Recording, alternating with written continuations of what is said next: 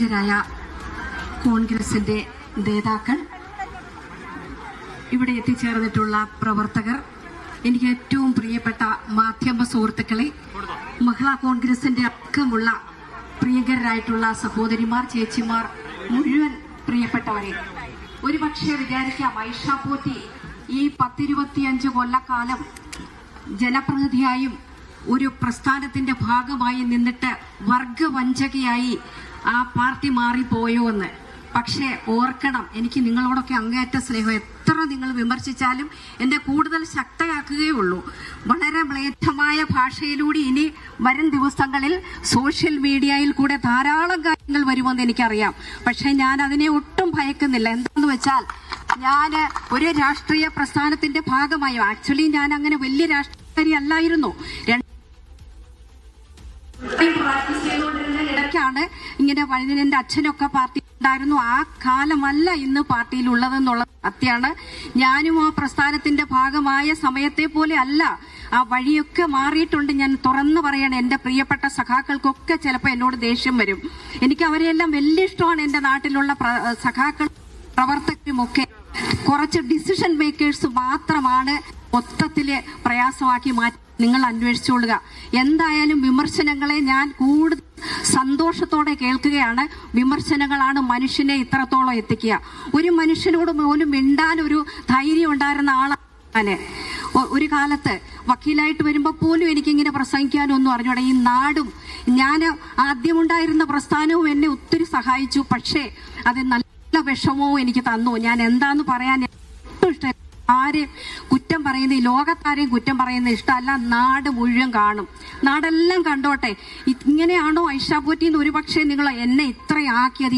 നാടാണ്, നാട്ടിലെ പ്രവർത്തനമാണ്, എന്റെ ഇത്രയും കാലത്തെ പ്രവർത്തനമാണ് എന്നെ ഇത്രത്തോളം ആക്കിയത്. മനുഷ്യന് ക്ഷമയ്ക്ക് നിങ്ങൾ ഒരുപാട് പേര് എന്നോട് ചോദ്യം വെച്ചിട്ടുണ്ടെന്ന് എനിക്കറിയാം. ഇന്നല്ലാതെ ഇനി എന്നോടൊന്നും ചോദിക്കില്ല. ഞാൻ എല്ലാവരോടുമായിട്ട് പറയാ, കഴിഞ്ഞ ജൂലൈ മാസം 18-ാം തീയതി എന്റെ വീട്ടിലേക്ക് എല്ലാവരും വന്നു. എന്താണ്, ഉമ്മൻചാണ്ടി അദ്ദേഹത്തിന്റെ അനുസ്മരണ സമ്മേളനത്തിലേക്ക് എന്നെ അവിടുത്തെ കോൺഗ്രസ് പാർട്ടിയുടെ ആൾക്കാർ വിളിച്ചിട്ടുണ്ട്. അദ്ദേഹം ഒരു വലിയ മനുഷ്യനായിരുന്നു, മുഖ്യമന്ത്രിയായിരുന്ന ആള്. നായനാർ അദ്ദേഹം മുഖ്യമന്ത്രിയായിരുന്ന ആളല്ലേ. അദ്ദേഹത്തിന്റെ അനുസ്മരണത്തിന് വിളിച്ചാലും എല്ലാ പാർട്ടിയും പോകത്തില്ലേ? അതേപോലെ എന്നെയും വിളിച്ചിരുന്നു. എനിക്കൊരു അനുഭവമുണ്ട്. 3 തവണ MLA ഇരുന്ന സമയത്തും അദ്ദേഹത്തിന്റെ ഒപ്പം പ്രവർത്തിച്ചിരുന്നു. അദ്ദേഹത്തിന്റെ പ്രവർത്തനം പല കാര്യങ്ങളും, അവിടുത്തെ സ്കിൽ പാർക്കിന്റെ ഉൾപ്പെടെ ഞാൻ ഓരോ പറയൽ, പല കാര്യങ്ങൾക്കും അവിടെ ചെല്ലുമ്പോൾ ഒരു കൂട്ടം ജനങ്ങൾ മുമ്പിലുണ്ടെങ്കിലും കണ്ടു കഴിഞ്ഞാൽ ആരെങ്കിലും പോയി എന്ന് പറഞ്ഞാൽ പോറ്റി പോവാന്ന് പറഞ്ഞ്, ഞാൻ അത്ര വലിയ ആളുമൊന്നും അല്ലെങ്കിലും ഉടനെ എണീറ്റ് ഇപ്പുറത്ത് വന്നിട്ട് ഞാൻ നോക്കാം എന്ന് പറഞ്ഞ ഒരു അനുഭവം എനിക്കുണ്ട്. എന്റെ പൊന്നെ, നിങ്ങളോടൊക്കെ എനിക്ക് ചോദിക്കാനുള്ള, ഏത് രാഷ്ട്രീയത്തിലും, ഏത് മനുഷ്യരായാലും, ഏത് ലീഡറായാലും, എത്ര വലിയ മന്ത്രിയായാലും, അതിനു മേളിലുള്ള ആളായാലും, മനുഷ്യനോട് സ്നേഹത്തോടെ പെരുമാറുന്നതിന് നഷ്ടമുണ്ടോ? സത്യസന്ധമായിട്ട് ഇടപെടുന്നതിന് നഷ്ടമുണ്ടോ? ഒന്നും കിട്ടാനല്ല ഇതിലൊന്നും വരുന്ന. അധികാരമോഹിയല്ലാതെ ഞാൻ പറഞ്ഞിരുന്നു. ഞാൻ അധികാരമോഹിയല്ല എങ്കിൽ എനിക്ക് കഴിഞ്ഞ തവണ തന്നെ എന്നോട് എന്തെല്ലാം ആൾക്കാരും, അതൊന്നും ഞാൻ ഡിസ്ക്ലോസ് ചെയ്യില്ല ഇവിടെ. പക്ഷെ ഒന്നും ഞാൻ സൗമ്യമായിട്ട്, എനിക്ക് ആരെയും കുറ്റപ്പെടുത്താൻ, എന്നെ ഒരു പ്രസ്ഥാനമല്ലേ വളർത്തിയ വർഗ വഞ്ചകയെന്ന് തുടങ്ങി എനിക്ക് വലിയ ഭാഷ വശമില്ല. മാതിരി മ്ലേച്ഛ ഭാഷകളൊന്നും അതൊക്കെ വരും. നിങ്ങൾ ഓർത്തോളുക, ഞാൻ അങ്ങനെ ഒരാളല്ല. ഞാൻ മനുഷ്യനോടൊപ്പം എന്ന് നിൽക്കുന്ന ആളാ. ഒരു പ്രസ്ഥാനവും മാത്രമല്ല. ഇപ്പൊ ഈ ഭാഗമായി വന്നു, ഒരു പഴയ കാലം മുതലുള്ള ഒരു തറവാടല്ലേ കോൺഗ്രസ് പ്രസ്ഥാനം. എല്ലാ പാർട്ടിയോടും എനിക്ക് ഇഷ്ടമാണ്, എല്ലാ മനുഷ്യരോടും ഇഷ്ടമാണ്. ഞങ്ങളുടെ സഖാക്കൾ, പ്രവർത്തകരോടൊക്കെ അങ്ങേറ്റം ജീവനാണ്. നല്ല വിഷമം ചിലപ്പോൾ അവർക്ക് വരും, സാരമില്ല. ഈ ഐഷ പോറ്റി എന്നും ഐഷ പോറ്റി ആയിരിക്കും, ഇതുപോലെ ആയിരിക്കും. ഒരു രാഷ്ട്രീയമോ മതമോ ജാതിയോ ഒന്നും നോക്കാതെ മനുഷ്യനോടൊപ്പം പ്രവർത്തിക്കാൻ തീർച്ചയായിട്ടും ഒരു എളിയ പ്രവർത്തകയായിട്ട് ജീവനുള്ള കാലത്ത് മനുഷ്യനോടൊപ്പം കാണും, എല്ലാവരോടും ഒപ്പം കാണും. ഞാനൊക്കെ MLA ആയിട്ടൊക്കെ ഇത്രയും നാൾ ഇരുന്നാൽ എനിക്കൊരു PR വർക്കും ഉണ്ടായിരുന്നില്ല. നിങ്ങളെപ്പോലുള്ള കുറേ പത്രക്കാരെല്ലാം അവിടെയുണ്ട്. അവരാണ് ഞങ്ങൾക്ക് കൊണ്ടുവരുന്ന വികസന പ്രവർത്തനങ്ങളൊക്കെ മനുഷ്യരിലേക്ക് എത്തിക്കുന്നത്. അല്ലാതെ എനിക്കൊന്നും അങ്ങനെ വലിയ പൈസയോ വലിയ ഇതായിട്ട് ചെയ്യാനൊന്നും ഉള്ള ഒരു കാര്യങ്ങളുമില്ല. മനുഷ്യരാണ് കണ്ടിട്ടുള്ളത്. ഇതൊരു സത്യമായ കാര്യമാണ്. ഇവിടെ ആർക്കും ദേഷ്യം തോന്നണ്ട. എന്തുകൊണ്ട് ഇത്രയും നാളിരുന്നിട്ട് ഈ സമയത്ത് ഇങ്ങോട്ട് പോയി എല്ലാ ആനുകൂല്യങ്ങളും ഒക്കെ പറയും. ഞാൻ നല്ല ഇൻകം ഉണ്ടായിരുന്ന വക്കീലാണ്. ഇഷ്ടം പോലെ കേസ് നിങ്ങൾക്ക് പരിശോധിക്കാം.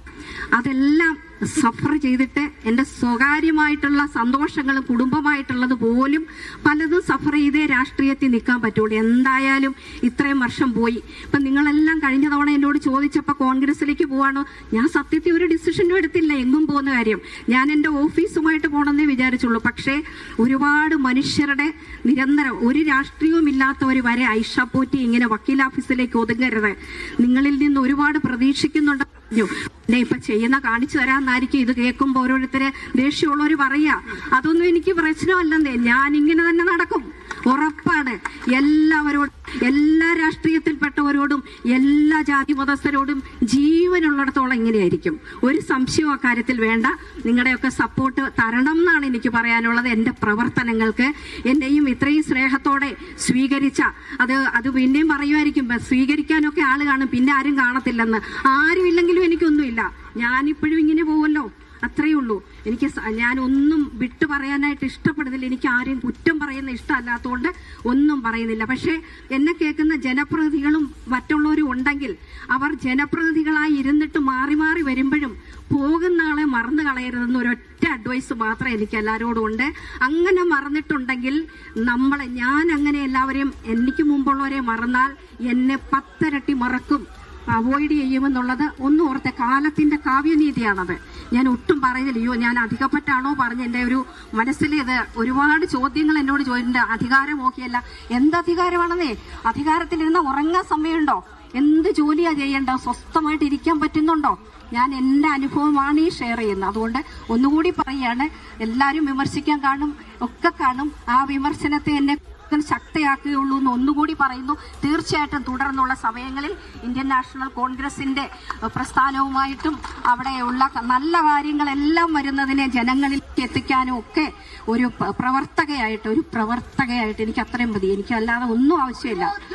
ഉണ്ടാകും എന്ന് നിങ്ങളോടെല്ലാം പറഞ്ഞുകൊണ്ട് എനിക്ക് തന്ന ഈ സ്വീകരണത്തിന് 1000 നന്ദി എല്ലാവരോടും രേഖപ്പെടുത്തിക്കൊണ്ട് എൻ്റെ വാക്ക് നമസ്കാരം.